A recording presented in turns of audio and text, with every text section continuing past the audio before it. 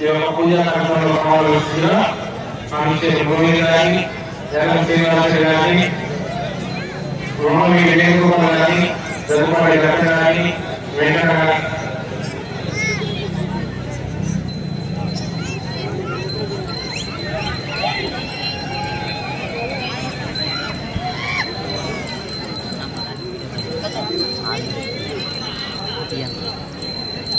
అలాగే ఎర్రమండ మల్లయ్య, ఎర్రమండ కాశీ గారిని, హుసేన్ గారిని, గుర్రం మట్టారెడ్డి గారిని, ప్రస్తుల జయరాజు గారిని కొబ్బరికాయ కొట్టవలసిందిగా ఆహ్వానిస్తున్నాం.